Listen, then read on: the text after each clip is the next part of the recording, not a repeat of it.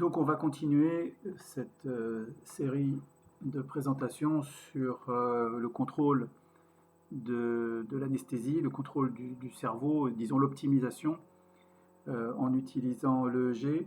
Donc on a vu précédemment que le cerveau pouvait être monitoré par des électrodes qui se placent sur le scalp, qu'on peut extraire ce signal, que ce signal on peut le nettoyer, on peut le segmenter, qu'on peut en interpréter pour savoir si c'est très léger, trop profond, avec différents motifs.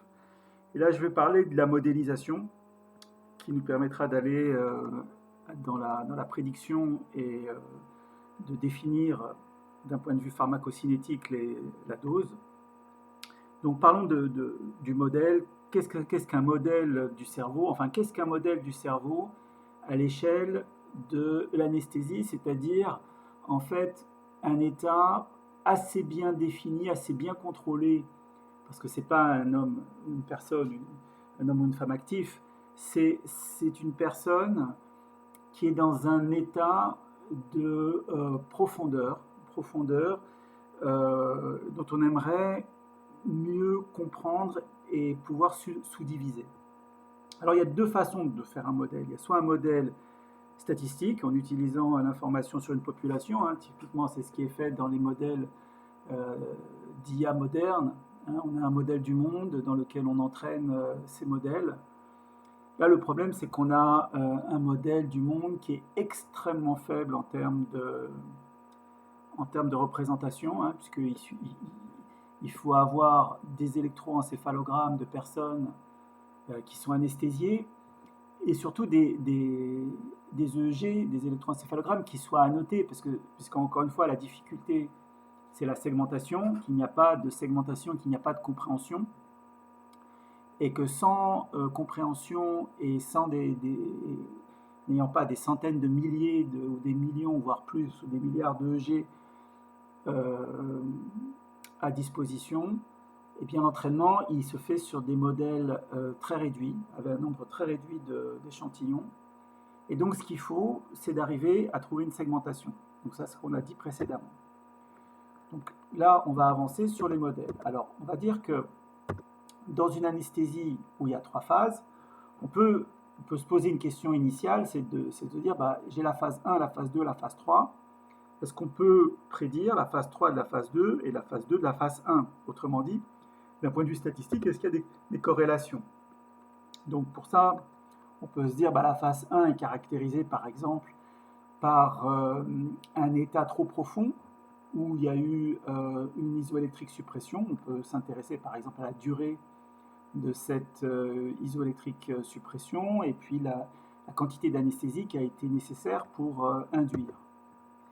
Et puis il y a la phase de maintenance qui est caractérisée ici par la puissance de la bande alpha, par la variation de cette bande alpha, est-ce qu'elle varie beaucoup? Et la même chose pour la bande delta, qui est la bande ici au-dessous. Et enfin, il y a la période de recouvrement, où la personne va se réveiller.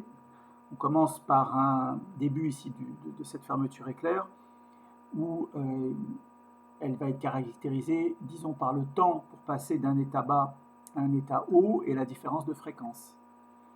Et autrement dit, on peut se poser la question, est-ce que ces différents paramètres peuvent être prédits 7, 8, est-ce que ça peut être prédit à partir de 3 ou 6, ou à partir de 1 et 2? Est-ce que 3 et 6 peut être prédit à partir de 1 et 2? Donc on s'est posé cette question il y a quelques années, et la réponse c'est non.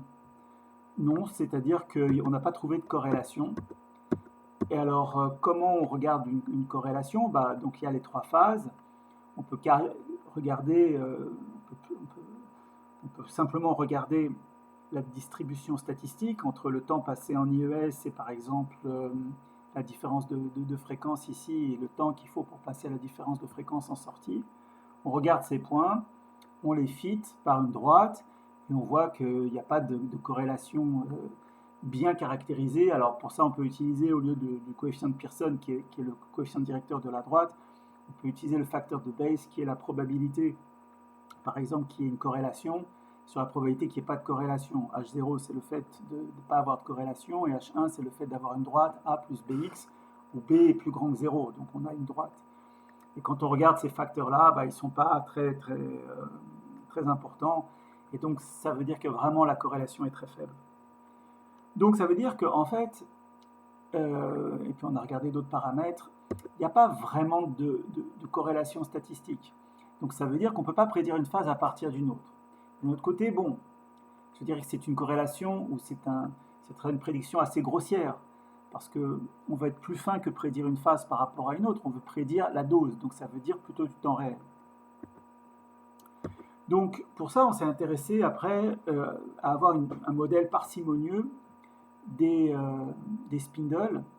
Et donc pour ça, en utilisant des modèles qu'on avait construits dans les années 2005, il y a à peu près 20 ans, on peut voir qu'un spindle peut être généré en fait par un processus d'Orstein-Uhlenbeck en dimension 2, comme il est écrit ici, avec 3 paramètres, le niveau de bruit, le taux d'oscillation et le taux de décroissance R. Et donc on peut calculer des quantités qui caractérisent la statistique de ça, comme la puissance, la distribution des spindles, la fonction d'autocorrélation et la densité de puissance spectrale. Et ce qui est intéressant, c'est qu'il y a une résonance pour la fréquence oméga, c'est-à-dire que le bruit, en fait, est suffisant pour définir l'émergence de spindle. Et donc c'est ce qu'on voit ici apparaître. Un spindle apparaît tout simplement le restant du bruit, et c'est lié en fait à un pic ici de résonance, à la fréquence de résonance, qui permet en fait de stabiliser la dynamique sur un espèce de cycle limite en dimension 2, mais un cycle limite dont l'enveloppe en fait croît et décroît, comme on voit ici, et donc qui génère des spindles avec une certaine durée qu'on peut calculer en utilisant la théorie des premiers temps de passage. Et on voit ici l'enveloppe des distances pour les périodes croissantes et décroissantes, et on voit qu'en fait c'est plus ou moins superposé. Autrement dit, la décroissance instaurée par la dynamique déterministe est compensée par la croissance qui est due au processus stochastique. Donc ça veut dire qu'en fait on peut tout simplement générer des spindles comme l'avait pressenti Lopez da Silva il y a plus de 50 ans, grâce à un processus d'Orstein-Uhlenbeck qui en fait traduit tout simplement comment un système dynamique d'un réseau de neurones excitateurs et inhibiteurs serait en interaction avec des composantes directes, une projection excitatrice et une inhibition ici en rouge, avec des auto-inhibitions pour chacune des populations. Et on peut évidemment coupler autant de populations qu'on veut, et ce qui est intéressant, c'est que cette dynamique-là permet de faire apparaître des spindles, et même des spindles dont la fréquence en fait n'est pas nécessairement constante ou associée aux fréquences des deux systèmes couplés ici d'excitation-inhibition. Et en particulier, on peut voir que ces systèmes présentent deux pics, c'est-à-dire qu'il y a deux fréquences de résonance pour des spindles de basse fréquence et de haute fréquence, mais également des spindles mixtes qui peuvent être segmentés en utilisant la puissance calculée au-dessus d'une certaine fréquence ou entre deux fréquences. Et donc, en fait, ce qui est intéressant, c'est que ce concept nous amène à la notion de codage, de savoir comment les spindles sont organisés, rapide, lent, etc.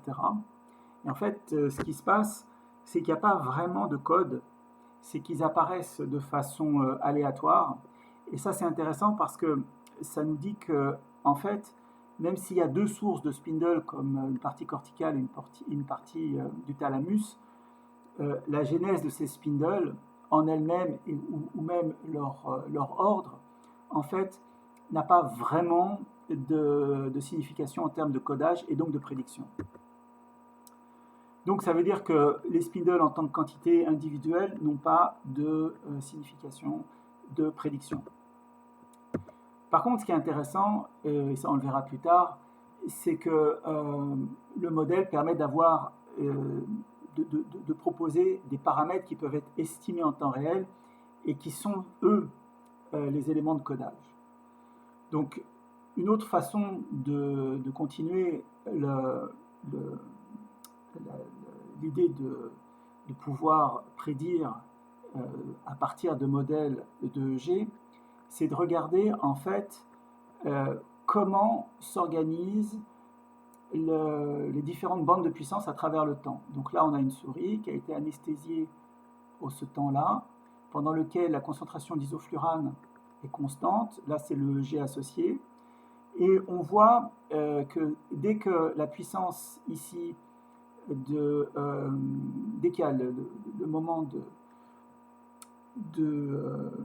l'hypnotique est injecté, en fait, les composantes oscillantes commencent à diminuer. Donc on voit ici cette pente négative. Et ce qui est intéressant, c'est qu'on peut regarder différents moments qui sont caractérisés par les moments où les puissances, les puissances comme la puissance ici, puissance delta, la puissance θ, quand est-ce que ces puissances, ou ici c'est ce qu'on appelle le ratio des puissances, c'est-à-dire normalisé par la puissance totale, quand est-ce que ces puissances ici, elles sont dominantes? Là, typiquement, on voit la puissance delta qui devient supérieure à la puissance delta qui diminue. Et donc, en fait, trouver ces événements d'inversion des puissances nous permet, en fait, de trouver une partition, une segmentation de l'EEG grâce à ces dominances.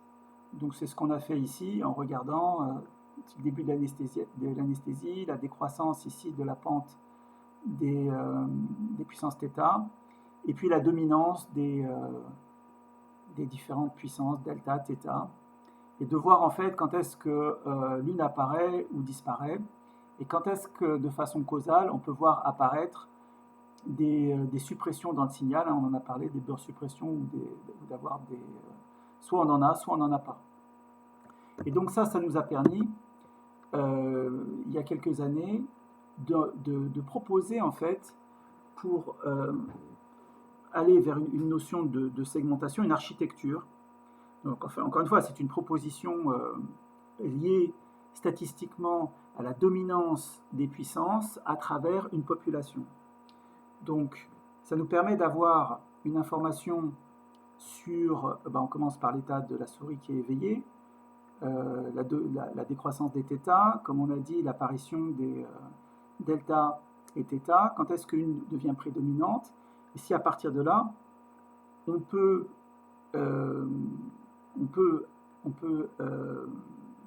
y a deux états possibles, hein. Donc on peut soit sauter d'un état où il va y avoir des prémices de suppression isoélectrique ou des suppressions électriques faibles, et ensuite voir l'apparition des réponses isoélectriques fortes. Et on peut calculer à partir, statistiquement, on peut calculer en utilisant différents éléments de classification, en tout cas le temps moyen pour une population, quand on est dans un certain état, de passer dans des états plus profonds, et en particulier le temps que ça met. Et de savoir quand on stoppe l'hypnotique dans un des états, combien de temps on met à retrouver finalement les états d'éveil.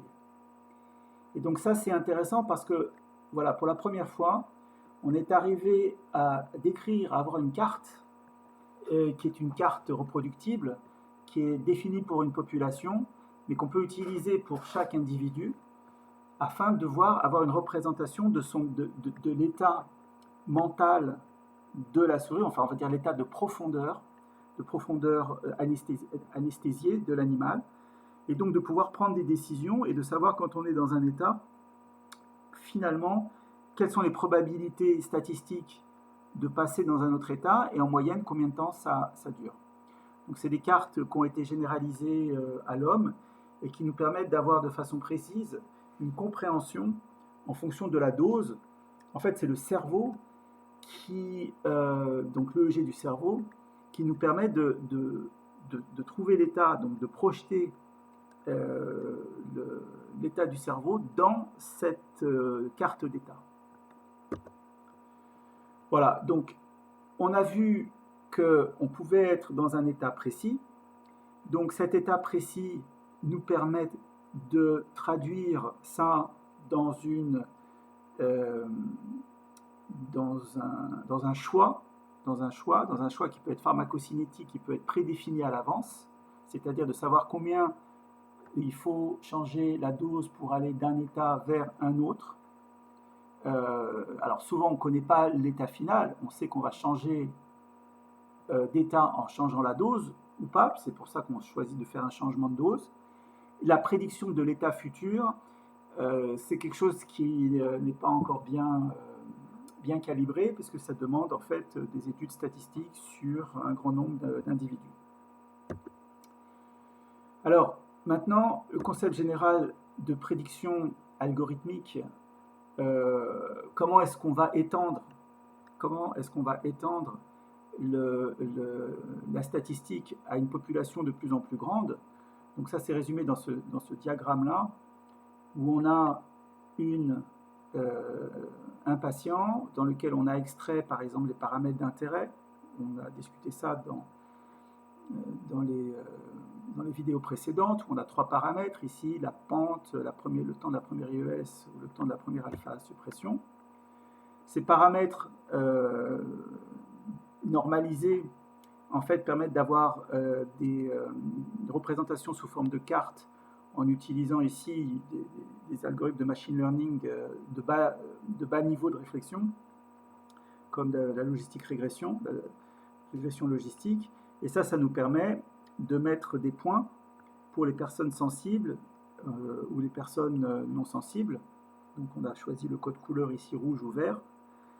Et donc de savoir si par exemple on a un patient après 10-15 minutes, de trouver quel va être le point qu'on va lui mettre et dans quelle région il va se placer. Et à partir de là, on peut donner une définition, en tout cas on peut attribuer à cette personne un degré de sensibilité. Et donc on attend la fin de la chirurgie pour confirmer. On peut, grâce à ce nouveau cas, ce nouveau patient, ajuster les paramètres de ce modèle et donc d'augmenter la base de données et d'avoir des modèles plus fins, par exemple pour la prédiction temps réel de ces patients sensibles. Donc voilà, ça c'est typiquement quelque chose de classique, d'augmentation de la base de données sans faire appel à des algorithmes d'apprentissage profond qui demanderaient beaucoup plus d'informations, en tout cas beaucoup plus d'informations annotées. Là, l'annotation vient que si on a prédit le patient de sensible ou non sensible, on attend la fin de l'anesthésie, donc plus tard, pour savoir quel a été vraiment son état, et donc de pouvoir lui donner un label, et donc de pouvoir, si jamais il était classé plus proche, par exemple, s'il était sensible, et qu'on l'a classé plus proche des états non sensibles, de dire que définir ce point, finalement, à partir de l'état vrai du patient, et donc ça va changer la carte d'état. Voilà, donc ça c'est un exemple d'apprentissage bas niveau dans lequel on maîtrise tous les paramètres. Donc, je vais peut-être faire une pause là et puis après on va reprendre vers un contrôle temps réel du cerveau pour aller vers la boucle fermée. Merci.